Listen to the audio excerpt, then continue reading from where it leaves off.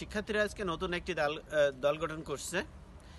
এই দল গঠনকে কেন্দ্র করে ঢাকা ইউনিভার্সিটিতে মারামারি আন্দোলন শুরু হয়েছে। পদবঞ্চিত যারা হয়েছে তারা তো ব্যাপক হারে আন্দোলন করছে। বিভিন্ন মিডিয়া নিউজে দেখলাম অনেকেই আহত হয়ে হসপিটালে গিয়েছে।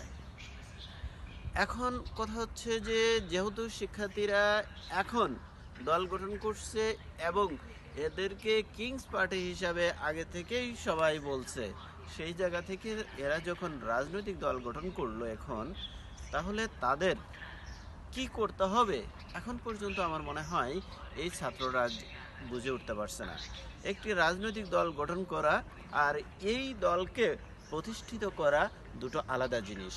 চাইলেই যে কেউ চাইলে 5 জন মানুষ এক জায়গা হয়ে একটি রাজনৈতিক দল গঠন করা যায়, কিন্তু এই রাজনৈতিক দল এস্টাবলিশ করাটা অতটা সহজ নয়।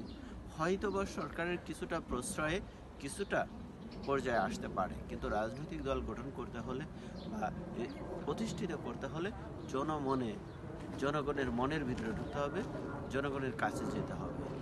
এখন কথা হচ্ছে যে মেইন প্রশ্ন হলো, এই রাজনৈতিক দল যারা এখন দল গঠনকে কেন্দ্র করেই মারামারি কাটাকাটি শুরু হয়েছে, রাস্তায় নেমে গেছে এক পক্ষে একজন আরেকজনকে দোষারোপ করছে।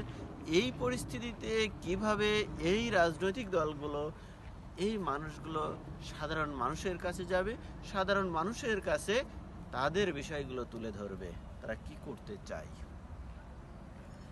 এই দল গঠন আজকে প্রকাশ করলেও এই দল গঠনের কথা কিন্তু আজকে থেকে না, অনেক আগে থেকে এরা বলে আসছে।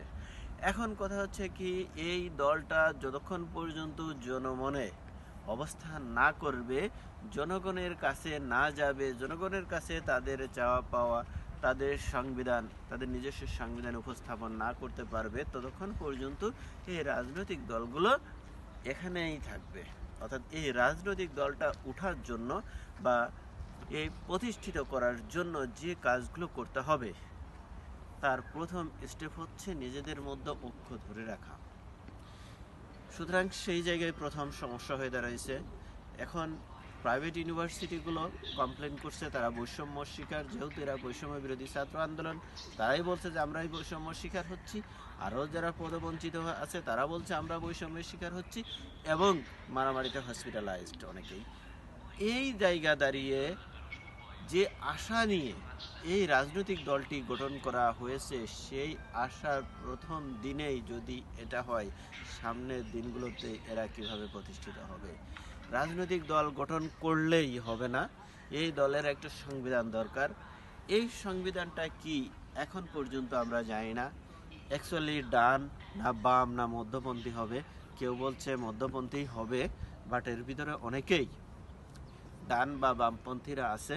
অর্থাৎ ডানপন্থী বামপন্থীদের সাথে নিয়ে মধ্যপন্থী একটি রাজনৈতিক দল গঠন করাও খুবই দুঃসহ ব্যাপার।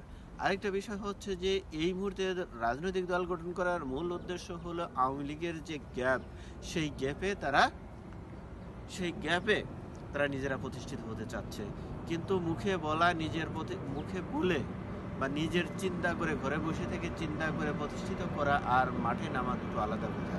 অর্থাৎ এই দল যদি এস্টাবলিশ হতে চায়, তাহলে তাদের অনেক কিছু করতে হবে। তার ফার্স্ট স্টেপ হচ্ছে ঐক্য করতে হবে। সেকেন্ড স্টেপ হচ্ছে যে এই ঐক্যের সাথে সাথে আস্তে আস্তে মানুষের কাছে পৌঁছাইতে হবে সারা বাংলাদেশে, এর একটা কমিটি করতে হবে।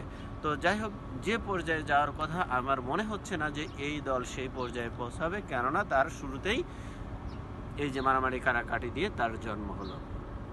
তো যাই হোক, আমরা একটু দেখি যে দল কতদূর যায়, কতটুকু করতে পারে। তো সবাই ভালো থাকবেন, সুন্দর থাকবেন, আল্লাহ হাফেজ।